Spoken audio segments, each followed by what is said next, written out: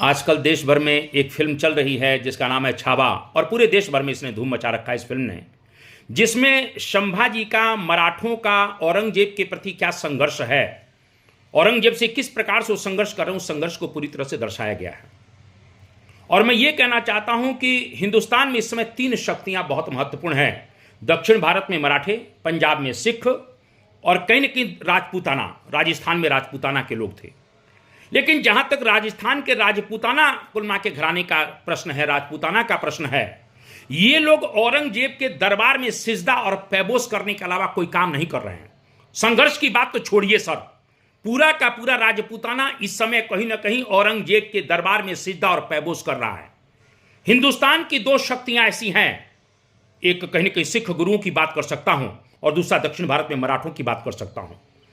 मैं इसलिए इस बात को करना चाहता हूं कि क्योंकि औरंगजेब जैसे ही गद्दी पर बैठता है, औरंगजेब का लक्ष्य है इस हिंदुस्तान को दार उल हर्ब से दारुल इस्लाम बनाना। वह हिंदुस्तान को इस्लामिक स्टेट बनाने की सोच चुका है और उसके लिए वो इंप्लीमेंट भी कर रहा है, कार्य कर भी रहा है। 1658 से लेकर अगर 1682 का पहला फेस अगर कोलना के औरंगजेब का देखता हूं, जो 24 साल का है, इन 24 सालों के अंदर उसने हिंदुस्तान को, विशेष रूप से उत्तर भारत को इस्लामिक स्टेट बनाने का भरसक प्रयास किया और उसमें बहुत हद तक सफल भी रहा। बड़े पैमाने पर वो हिंदू मंदिरों को ध्वस्त करता है, वो काशी विश्वनाथ मंदिर को ध्वस्त कर रहा है, गुजरात के सोमनाथ मंदिर को ध्वस्त कर रहा है, मथुरा के केशवराय मंदिर को ध्वस्त कर रहा है। इस प्रकार से बड़े बड़े मंदिरों को ध्वस्त करके कर रहा है।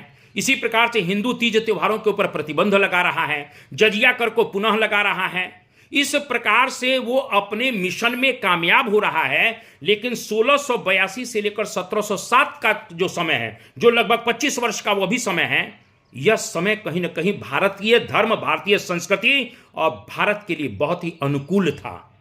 क्योंकि इसी समय कुलमा के औरंगजेब का जो पुत्र है अकबर, वो विद्रोह करके दक्षिण भारत चला जाता है और संभाजी उसको संरक्षण दे देते हैं, जो मराठों के छत्रपति हैं।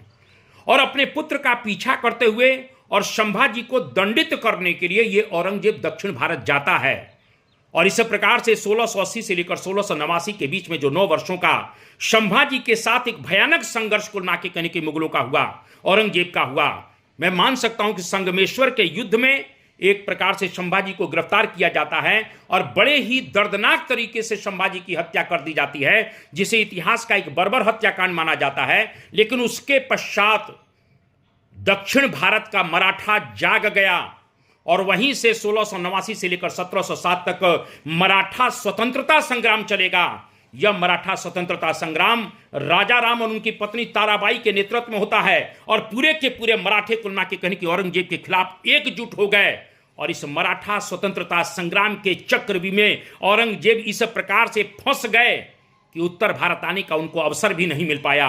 और ये 25 वर्ष ऐसा संघर्ष मराठों ने किया कि कुलना के दक्षिण भारत औरंगजेब के लिए कब्रगाह साबित हो गया।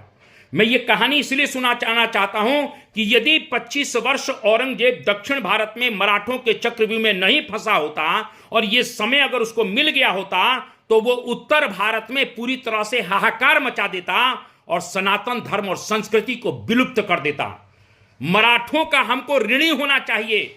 हमारे पूर्वजों ने इस हिंदू धर्म, इस सनातन धर्म, इस राष्ट्र को बचाने के लिए किस प्रकार से अपनी आहुति दी है, इसको हमेशा अपने जहन में हमको रखना चाहिए। अगर मैं यही तो कहना चाह रहा हूं कि अगर ये 25 वर्ष मराठों ने कुलमा के दक्षिण भारत में औरंगजेब को नहीं फंसाया होता, तो आप खुद सोच सकते हैं कि उत्तर भारत में पूरी तरह से इस्लामिक स्टेट स्थापित हो गई होती। मैं मराठों का और उस मराठा कुलमा के कहने के राष्ट्र का झुक कर प्रणाम करता हूं।